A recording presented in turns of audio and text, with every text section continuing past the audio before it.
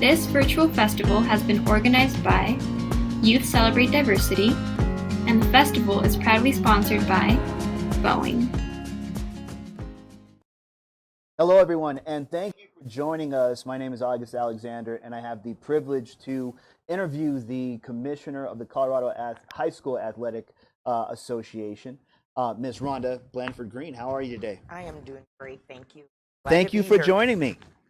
Absolutely. Well, I mean, I know we got a lot of stuff to get into, but I know first and foremost you kind of had some things you wanted to cover.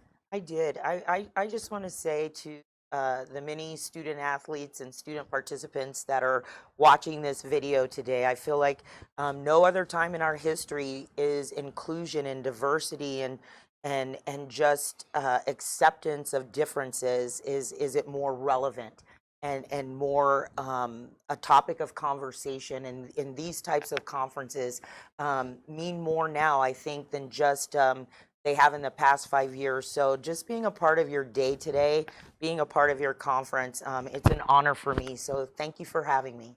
All right. Well, we're going to get at it because conferences are boring enough. So we're not going to waste too much of your time with a lot of rambling from me.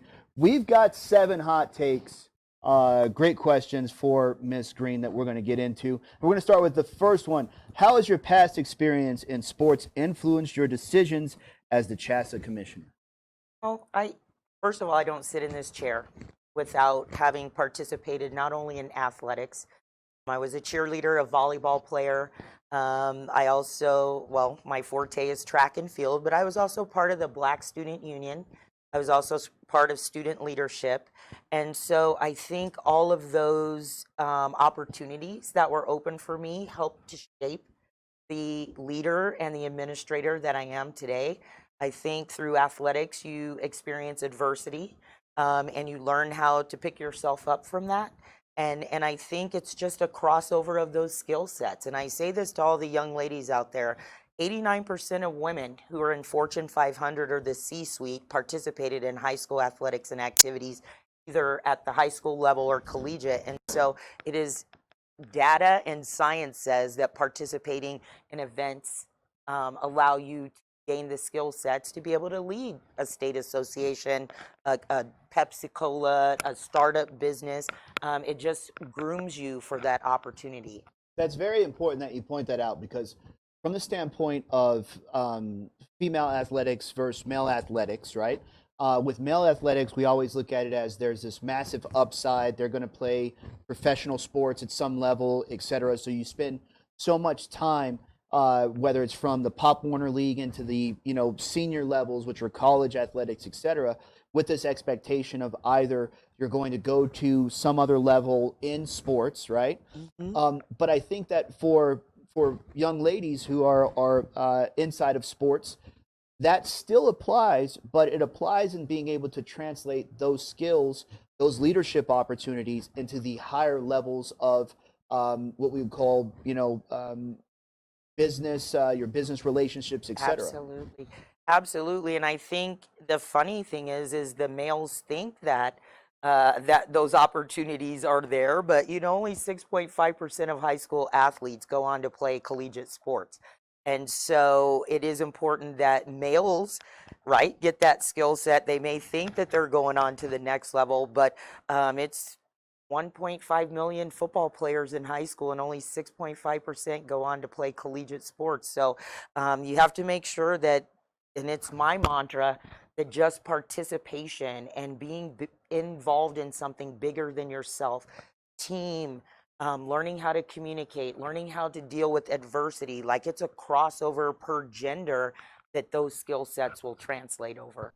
Absolutely. Those are great points to take away from that is, those are some of the key elements that you need just to have successful future. Absolutely. You develop those in sports. And clearly you have, by getting to the level that you have, as the CHSAA Commissioner, but in so many of the other business experience that you have. So the next question we have is, how did you feel when you were chosen to be the first African-American female to serve as the head of a state high school association? Wow. It's funny the way the question's worded is how I was selected. And I think that it's a bigger picture than selection, right? It's honing your skills throughout that time period, and we talked about that earlier. Starting with high school participation, you know, that just that broader perspective, and then moving up through the ranks. I'm always honored. I mean, it always, every time I hear that's like, you know, because a lot of people say you have to see it to be it, right? I didn't see it because I'm the first one that ever, you know, has sat in that chair and overseen. There's 50 state associations. We're serving our 100-year anniversary this year. And I always say, that's me, right? But I think it's about having a goal and a dream. At 32 years old, when I was picked to be the first minority administrator at CHSAA, I never envisioned that I would want to sit in my boss's chair. He basically told me that I would be sitting in that chair. And he did everything under his leadership and then subsequently through all of my predecessors that aligned me for this position. And that was taking me out of my comfort zone. My first year, I was in charge of boys soccer. I don't know how many African-American women you see in ice hockey, but I was in charge of the state's ice hockey tournament. I was in charge of state skiing, and I thought, what is my boss thinking? Like, I'm the track girl and the cheerleading girl, and he knew better than me that in order to kind of get to that place you want to be, you have to be tested. You have to go outside of your comfort zone. Someone else believes in you and knows that you can do it, but they push you to that place. And so I think that early on in my career, I had a lot of mentors and a lot of people that believed in me and made sure that I had the opportunity. So when that door opened and when that position opened, there wasn't going to be a better candidate than myself. And so for me, it's like, yeah, I didn't get selected as much as I prepared and the people around me helped prepare me. So when it was time to name the new commissioner, Rhonda Blanford-Green's name was the one that was named. I think that's very interesting that you point out the fact of your preparation that was involved. So as an athlete, there's a ton of training, preparation that's involved with that process. So would you consider yourself, if you looked at everything that you've done to get to this point right now, do you think that you have created a process or a sustainable legacy of winning? What does that mean to you? I absolutely believe that I've been very blessed in my life, right? And I think that I have won. And I'm not just talking about athletics. I won the lotto with my parents, right? I won the lotto with my family. I've won the lotto with job positions and the college that I selected to go to school that you know have all helped to shape the person that I am. But you're absolutely right. It's like taking advantage of the opportunities that come in front of you. And I just feel like there are times when something doesn't feel right, but the grass looks greener, and I think, nah, I don't know that that's me. Titles don't matter. The money parts of it didn't matter. It's like what feeds your soul and your spirit that's going to take you to that next level. And so, yeah, I feel like I've been a champion in life. And yes, it's hard work, but I also believe that when people see that you have that grit and that motivation to take yourself and anything around you to the next level, they want to get on board. I call it the energy bus, right? Like people want to be around energy and success. And so that's just kind of how I feel like the people that come into my life kind of say, oh, she could go right or she could go left. Let's steer her. I'm going to say left, right? That's the good left.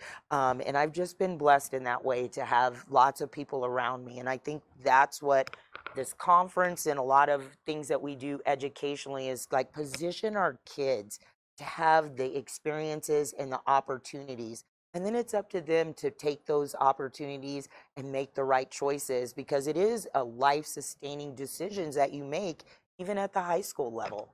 Absolutely. So that very direct champion mind state, you know, always preparing yourself to be in the best position to win, being prepared for that success that's going to come and accepting it.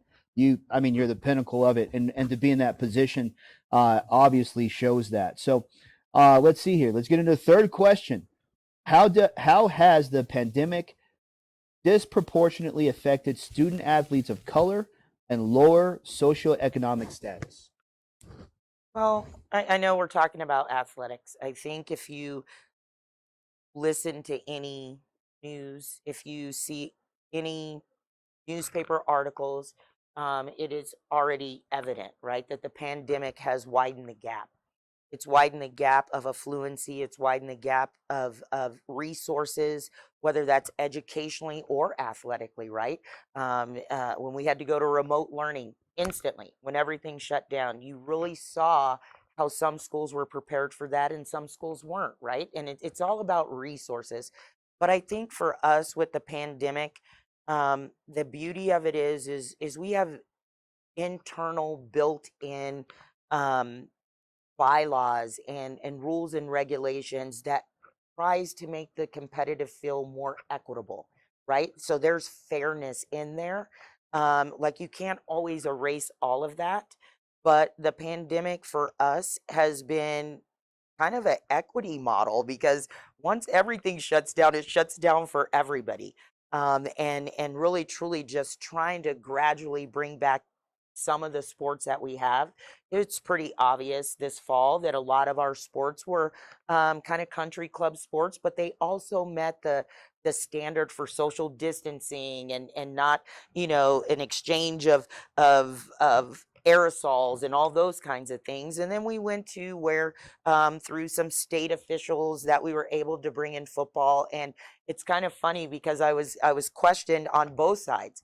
Like you have one school district that can't have a certain sport right now, and it's a predominantly minority school district. But then I had another side over here where all the black and brown kids don't live in one area of town. I have kids whose parents work in, factories or meat plants or they all kinds of places. We even have affluent minority kids that are in some of our school districts that want to participate in sports. So the beauty of CHSAA is we have this broad, diverse spectrum that we can try to fit not only black and brown kids, but kids with socioeconomic challenges into what we're trying to do. And we just keep fighting for more activities and athletics, even in a pandemic. And I feel like I go back to winning. I feel like we're winning, right? Because we look at some of our other 50 state associations and they're very limited in what they're offering. We have a calendar already set for 2021 that allows all 29 sports, all 29 activities to be held within this time period. But again, the pandemic's uncertain. We're already seeing a resurgence. And so we just have to continue to work within the safety guidelines. But we're fighting for all of our kids to participate.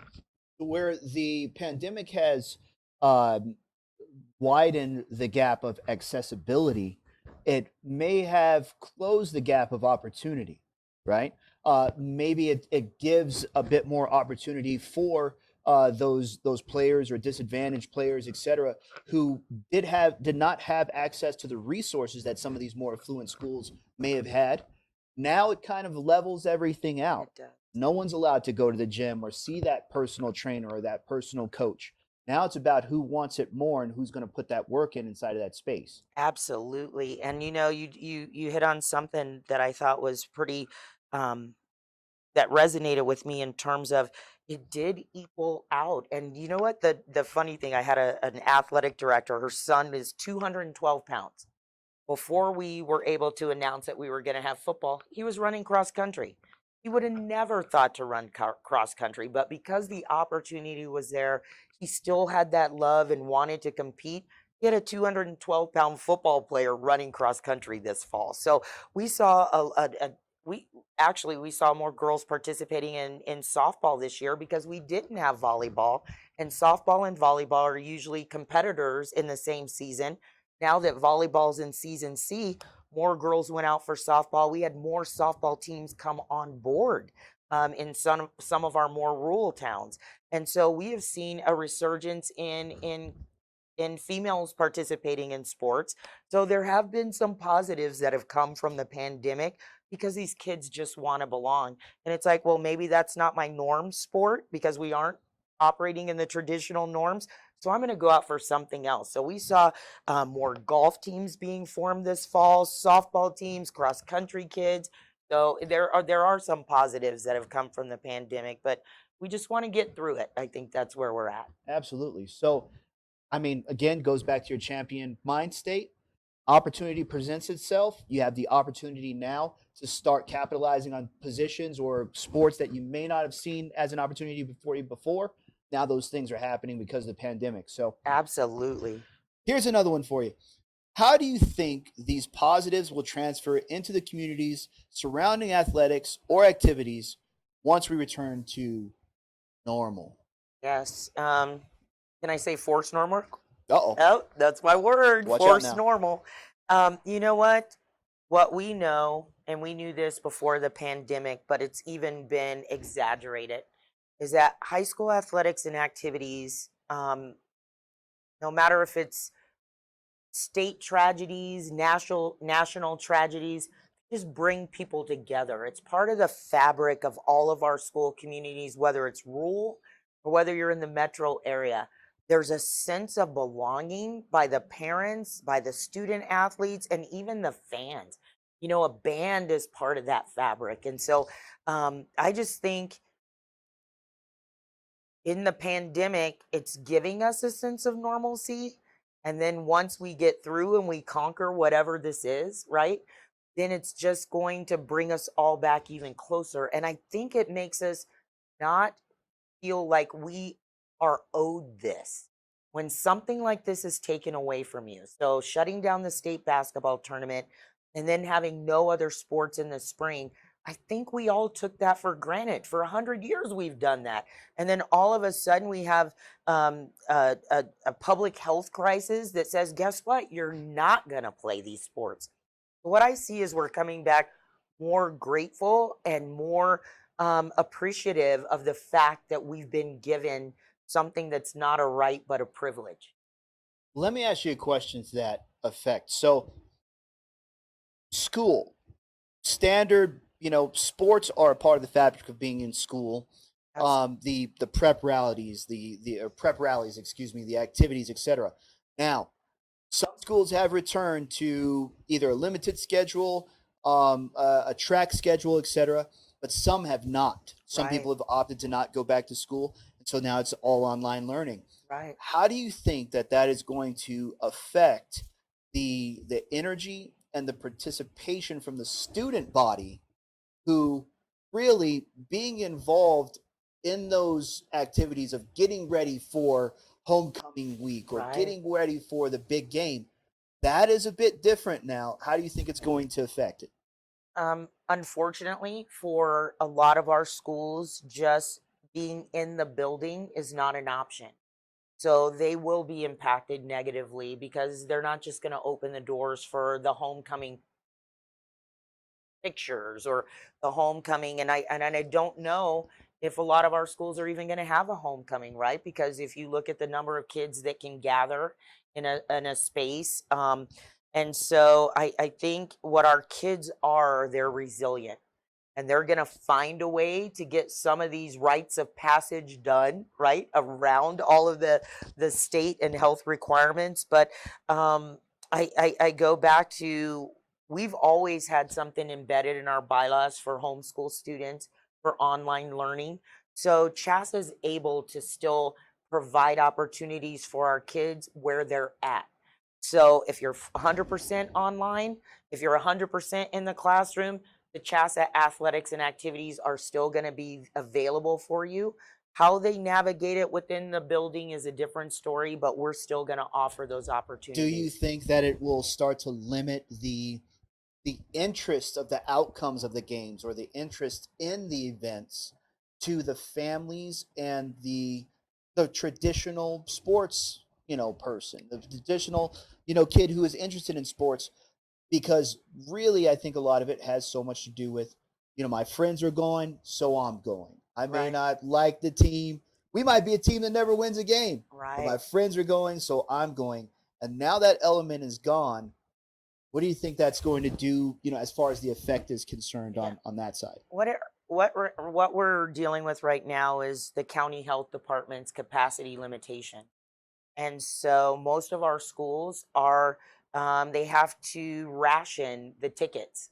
And so what they're trying to do is take care of the athletes that are participating, cheerleaders, band members, and it's not going to leave much opportunity for the fans, for our student athlete, the non-participants who goes with their friend right now.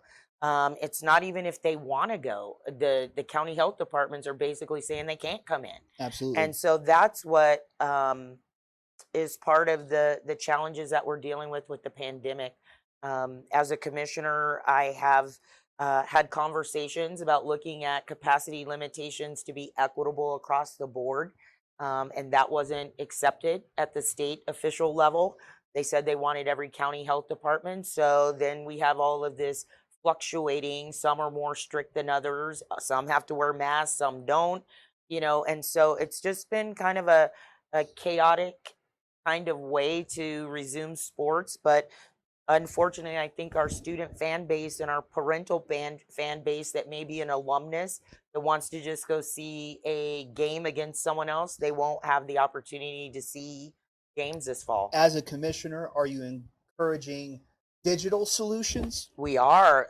I think that we would like to look at, we don't have a lot of ways that we can tell our schools to do regular season, but no different than some of the safety measures that we've introduced to our schools. I think that if there's streaming opportunities and other things that CHSAA can at least offer as a resource, a lot of our schools don't have access to that. I think that there's absolutely ways to do that. And I think that's probably we're already with a company with the NFHS network for state, but I think a lot of our grandparents that maybe are in the compromised immune systems, they're having their groceries delivered. Last thing they're going to do is be in a public setting, right? They're going to look for those kind of memberships to watch Ashley or Brian or someone else play. And so I feel like as the commissioner and as a person who's becoming more and more attuned to what's out there, I do believe that that's CHSAA's goal, is to provide different resources and options for that person that can't sit in the stands right now and enjoy the game. Absolutely. So, that's extremely commendable from that position as the commissioner of CHSAA, but being able to be forward thinking, look at what's on the horizon. What are ways that we can keep high levels of interaction between the student body and the athletes, the student athletes. Yeah. So I think this is a prime example, right? You guys normally see me on the stage, and now I'm sitting across from August, which I love doing this, but we had to find ways to still get our messaging to support your broadening of topics that are so important to our kids right now. So we found ways to make things happen when we can't be one-on-one with our kids and with at these different conferences. So that's right. Socially distanced interviews, hand smarter, antibacterial atmosphere. That's exactly. Right? We're in a biosphere. There you go. Clean space right now. I love it. I love it. Ain't no half-stepping when it comes to Rhonda Blanford-Green. You get that call? That's like getting a call from Obama. Wow. I would be Michelle. That's right. Lotus over here. Okay, so how about this? Let's give you another one. Okay, so here's another question. What are you most excited for in the future surrounding teen athletics and activities? Wow. I think I'm just, and a lot of times just because of the job that I have, the questions surround athletics and activities. But I'm going to tell you, I am most excited about this generation. This generation holding us accountable, holding decision makers accountable, holding leaders accountable to the things that matter for them for their future. I'm going to say, I don't know that I thought that broad when I was their age. And so they're asking about, what are you going to do about our environment? What are you going to do about the social injustice? I don't know that I asked those questions in my high school years. So what I'm excited about is that they are looking further than what they're doing today. They're looking at, how do we make the space that we have to live in, the space that we're going to raise our kids in, a better place? So outside of athletics and activities, I'm most excited about the advocacy and the voices that I hear resonating from our kids across the nation. And I think Colorado, we've raised some pretty good advocates out there, because I see our kids, whether they're protesting or they're putting on things on social media, and it motivates me to be a better role model for them, and also to act as a voice for them through the position that I have. So I say I'm excited by who they are. I don't want them to change. I think it makes a lot of people uncomfortable when you ask those types of questions, but you have to keep asking, because the decision makers need to hear you. We need to respond, and we need to make whatever that is for you an environment that makes you a better you. So that's my excitement. And it doesn't have anything to do with athletics and activities right now, but I'm going to do my job to make the opportunities be there. But I just want our kids to just continue with that energy and that fire that you just sit back and go, wow, I wish I was that passionate about something that was bigger than myself and that was going to resonate for so many years. That's big. So I'll leave it at that. Well, I think you've done it all. We've done it all. We've done it all. I mean, so we've got to close this thing strong, and I think the best way for us to do it is two ways. There's two things that I want to cover. One, is there any message that to the many people who are out there checking it out, from the diversity convention to the athletes, student athletes, the students, the faculty, the staff, everyone who's out there? If there's any parting shot you want to send to them, what would it be? Gosh, it would just be you.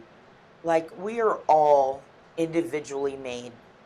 We have all of our strengths, and all of us have our weaknesses. And it's just so easy to get caught up and think that you have to be something different, whether that's social media projecting it, or wherever, your friends or whatever. But every single time I come back to, I am me, and what I am is a wonderful me, and it has flaws. And even as adults, we still question some of the things that make us who we are. But I guess my parting shot is just be the best you that you can be. Don't try to mimic or be anybody else. What you contribute and bring to the table is enough. And so that would be my parting, even for me. I have to remind myself of that. So that would be my resonating into the commissioner's interview. All right, boom. So there you have it. Have a championship spirit, right? Yes. You got to keep fighting. Don't take no for an answer. Be prepared for anything that's great that's going to come. You got to be prepared to accept it and be the best version of yourself. You heard all of that today from the commissioner, and Mr. August, Rhonda Blanford-Green. So we're going to wrap up. We got to, we got to do this. Let's get a little bit. Let's toast up a little bit here. We got some great hand sanitizer from Biodefense, from GSTI Biodefense. Get a little squirt of that. And they made me take my mask off, but I had the Biodefense face mask on, and I wore it at state golf this weekend at Gunnison. So I was doing my branding for you guys this weekend. Boom. Boom. There it is. Thanks, guys. All Have right. a great conference, and know that there are people that are just supporting you. Even when they're not there beside you, know that your energy and what we're doing, we've got your back. So have a great, great conference, and thank you to the administrators that have allowed us to be a part of it. Thank you all. You guys have a good convention. We'll see you soon.